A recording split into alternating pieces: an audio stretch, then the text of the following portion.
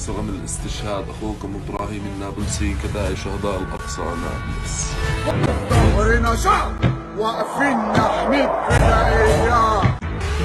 ولا تحمل هم في أبطال مستني في بلدنا أسود طالعين من وسط غلابة عقيدتنا حديد عقيدتهم زيت كدابة والنصر أكيد في وحوش هنا ليها مهابة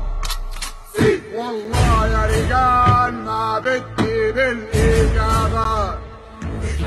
والله يا رجال ما بدي بالإجابة حسيت النسيت برياض عظم محلفك البارود شرف عرضكم